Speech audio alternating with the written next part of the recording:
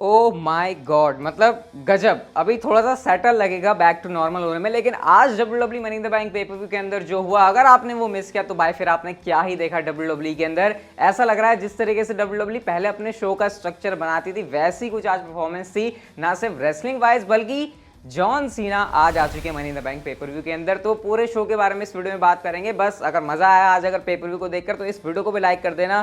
तो करें फिर शुरुआत, चलो फिर। Okay. Hello chatters, my name is Rohit and you are watching Wrestle Chatter.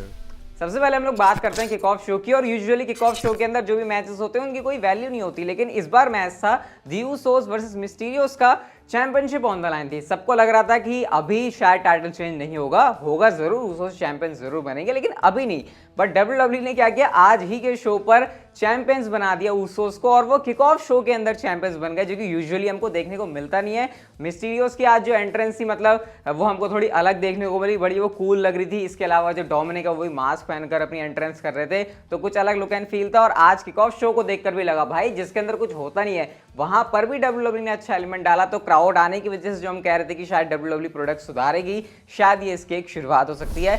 अब बात करते हैं हम लोग मेन शो की, जहां पर मतलब मेन शो की ऑब्वियसली, जहां पर हमको पहला मैच देखने को मिलता है women's money in the bank का लैडर मैच। अब ये इतना लंबा मैच है, इसके अंदर इतने कूल और एक्साइटिंग स्पॉट्स थे। मैं सही बता रहा हूँ, बहुत टाइम के बाद विमेंस डिवीजन के किसी मैच को मैंने इतना ज़्यादा एंजॉय किया, क्योंकि ऑब्वियसली 8 सुपरस्टार्स से तो और ज़्यादा इन्होंने तड़का लगाया। काफ़ी अच्छे हमको मूव्स देखने को मिले, लैडर का ब्रिज बनाना, मतलब वो सारी चीज़ जो हम एक लैडर मैच के अंदर हम लोग एक्सपेक्ट करते हैं। एलेक्सा ब्लिस अपनी वही भूतिया पावर दिखाने की कोशिश कर रही है, लेकिन क्राउड उनको चीयर कर रहा है। एलेक्सा ब्लिस तो हाथ ऐसे ऊपर कर रही थी मनी इन द बैंक के ब्रीफकेस की तरफ, कि जैसे कि वो ब्रीफकेस ऐसा करने से नीचे आ जाएगा, और सबको लगा कि एलेक्सा ब्लिस कुछ तो कर सकती हैं अलग। तो सबने मिलके जो लैडर है वो लगा दिया एलेक्सा ब्लिस के ऊपर, और मतलब उनको ढक दिया पूरा कि एलेक्सा ब्लिस कुछ ना कर पाए मैच में, अपनी पावर्स का यूज ना कर सके। और बाकी के जो 6 सुपरस्टार्स होते हैं, अभी निकी ऐश को अलग रखते हैं, ये 6 सुपरस्टार लैडर पर चढ़ गए, आपस में लड़ रहे हैं। अब इनको ये समझ नहीं आ रहा कि ये एक दूसरे से लड़ क्यों रहे हैं, इनको ब्रीफकेस जीतना है। लेकिन इतनी स्मार्ट थी निकी ऐश, उन्होंने क्या किया, 6 के 6 को वहीं लड़ने दिया। वो लड़ रहे हैं लैडर के ऊपर, ब्रीफकेस उन्होंने निकाला, और इस तरीके से वो बन चुकी हैं इस साल की जो है मनी इन द बैंक के लैडर मैच की विनर। और जिस तरीके से उन्होंने सेलिब्रेट किया, क्राउड ने भी यहाँ पर उनको जो है काफ़ी चीयर किया। तो इस तरीके से ये मैच जो है काफ़ी बढ़िया मुझे लगा। और जैसे मैंने कहा, विमेंस मैच को मैंने काफ़ी टाइम के बाद एंजॉय किया, तो भाई काफ़ी अच्छी जो है इस मैच से वाइब है। और लेट्स सी अब आगे जाकर जो है क्या होता है निकी ऐश के साथ। इसके अलावा गाइस हमको नेक्स्ट मैच देखने को मिलता है AJ Styles and Omos versus Viking Raiders के बीच में।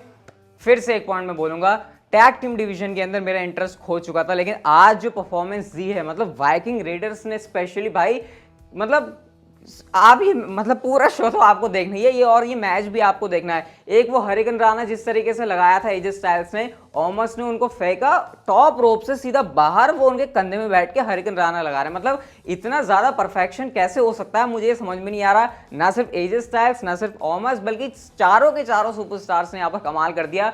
वाइकिंग एक्सपीरियंस भी लग गया, काफी क्लोज मूवमेंट आता है, ऐसा लग रहा था कि शायद टाइटल चेंज हो जाएगा, लेकिन क्योंकि ऑमस यहाँ पर हैं एजे स्टाइल्स के साथ में, तो यहाँ पर कहानी काफी दिक्कत हो सकती है अपोनेंट के लिए। और वही चीज एंड में हुई, उठाया ओमस ने, नीचे पटका और पिन करके यहाँ पर इस तरीके से एजे स्टाइल्स एंड ओमस ने जो है अपनी रॉ टैग टीम चैंपियनशिप्स को रिटेन कर लिया है। कोई भी कंप्लेन नहीं है मेरी इस मैच से, इतना कमाल का मैच था, गलतियां निकालनी यहाँ पर बहुत ज्यादा मुश्किल हो जाएगी। इसके बाद गाइस हमको अगला मैच देखने को मिलता है डब्ल्यूडब्ल्यूई चैंपियनशिप के लिए Bobby Lashley versus coffee Kingston के बीच में, जो कि शो के ऊपर मैं कह सकता हूँ सबसे फीका मैच था। बेकार कुछ नहीं है, लेकिन मैं बाकियों के कंपैरिजन में कह रहा हूं, क्योंकि डब्ल्यूडब्ल्यूई ने इस मैच की बुकिंग कुछ ऐसी करी थी जहां पर डोमिनेटिंग दिखाना था बॉबी लैशली को। और इसके वजह से हुआ क्या, कोफी किंगस्टन का इस मैच में पूरा का पूरा भाई उनकी हालत खराब हो गई, तहस नहस हो गया। ऐसा समझ लो आप लोग डब्ल्यूडब्ल्यूई 2 के गेम खेल रहे हो, आपका और आपका फ्रेंड बैठा है, आपका फ्रेंड कंट्रोलर छोड़ के चला गया और वो पानी पीने चला गया। तो आप सोचो, आप ही पूरा गेम कंट्रोल कर रहे हो, तो आप अपोनेंट को तो धो ही दोगे ना। कोफी किंगस्टन भाई कुछ कर ही नहीं पाए मैच के अंदर, बॉबी लैशली ने उनको इतना बजाया, एंड में हर्ट टॉक लगा के काम खत्म हो गया, और Bobby Lashley successfully dominating fashion में अपनी चैंपियनशिप को रिटेन कर जाते हैं। अब लेट्स सी आगे जो रिपोर्ट्स हैं उसके हिसाब से बड़ा चैलेंजर आने वाला है बॉबी लैशली के लिए। इसके बाद गाइस हमको अगला मैच देखने को मिलता है रॉ वुमेन्स चैंपियनशिप के लिए रिया रिप्ली वर्सेस आस्का के बीच में। अब आपको लग रहा होगा नहीं नहीं नहीं भाई रोहित यहाँ पर तो कुछ गड़बड़ बोलेगा, क्योंकि हमेशा इस फ्यूड के बारे में इसके अगेंस्ट ही रहा है। लेकिन भाई साहब जब मैच डिलीवर करने की बारी आई तो जो इन्होंने किया, मैं इस मैच को बड़े सैड मूड से देख रहा था, ऐसे यार चलो यार इस मैच को निकालो, बट जब मैच चला मतलब दोनों की परफॉर्मेंस इतनी कमाल की, तब फिजिकली मैच था, वर्टिकल सुप्लेक्स जिस तरीके से रिया रिप्ली ने लगाया, या फिर हम बात करें सारे मूव्स की, मून सॉल्ट की, भाई सब मतलब पूरे मैच के अंदर ये एक्शन है। और स्पेशली क्राउड ने जिस तरीके से इस मैच के अंदर एनर्जी डाली, जो क्लोज फॉल्स हो रहे थे उसके ऊपर जैसे क्राउड रिएक्ट कर रहा था, दिस इज ऑसम के चैंट लग रहे थे भाई। शार्लेट फेयर जो कि काफी ज्यादा हेट उनको करते हैं यूएसए के अंदर, इतना ज्यादा उनको जो है, मतलब ये नहीं कह रहा कि कोई चीयर कर रहा था, लेकिन फिर भी रिएक्शन काफी तगड़ा इस मैच ने लिया।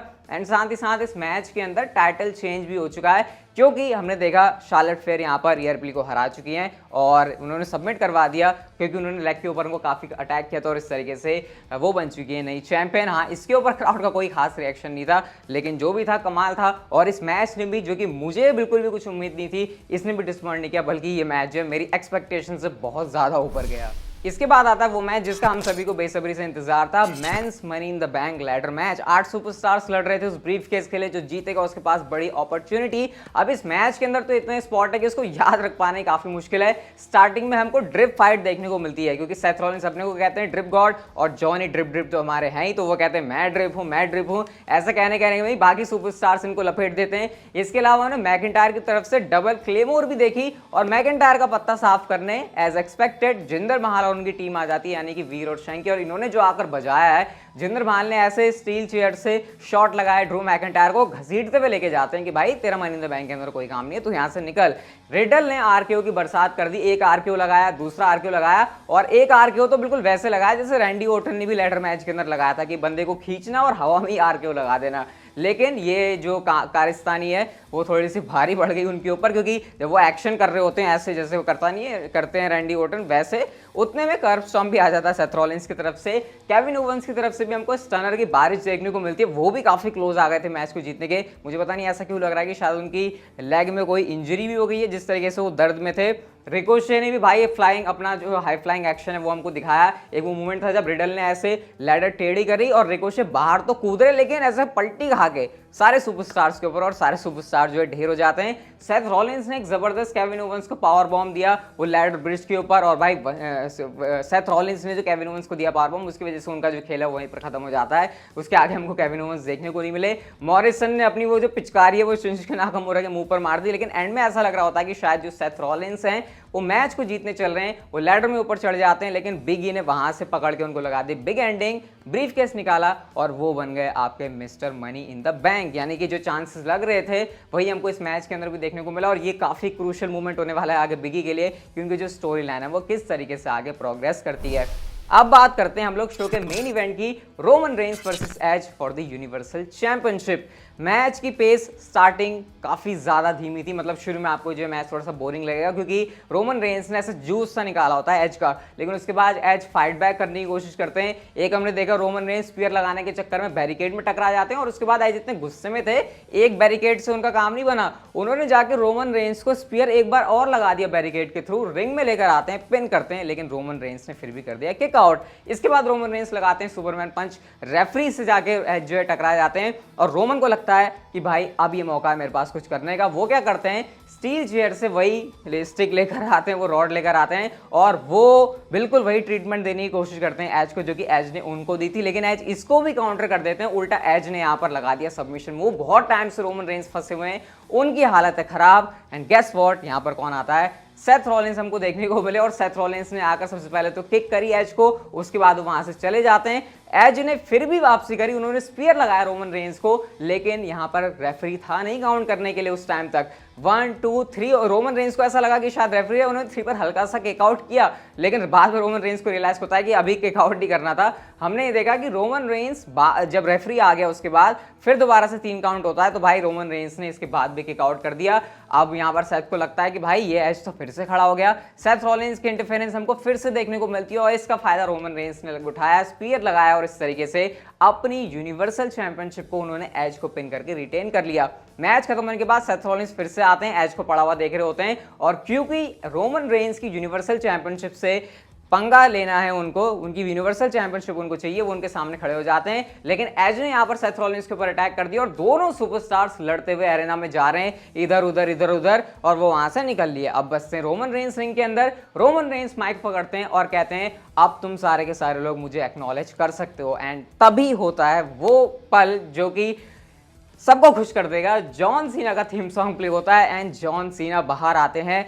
लुक उनका पुराने वाले बिल्कुल WWE वाले जॉन सीना की तरह नहीं है, थोड़ा सा यहाँ से उन्होंने बाल हटाए हुए हैं और थोड़े से स्टिल ऊपर उनके बाल हैं और वो रोमन रेंज के सामने आकर पहले तो पूरी अपनी एंट्रेंस करते हैं, जैसे जबरदस्त उनकी एंट्रेंस, एक क्राउड का जो चीयर मिल रहा था रस्सी से इधर भागना उधर भागना, रोमन रेंज समझ जाते हैं बंदा क्यों आया है। रोमन रेंज अपनी यूनिवर्सल चैंपियनशिप की तरफ देखते हैं, जॉन सीना को देखते हैं एंड जॉन सीना ने इस तरीके से सामने जेस्चर किया रोमन रेंज के और मनी इन द बैंक का जो पेपर व्यू है वो जाता है ऑफ एयर। तो जो सारी चीजें हमको चाहिए थी इस पेपर व्यू से वो सब हमको मिला।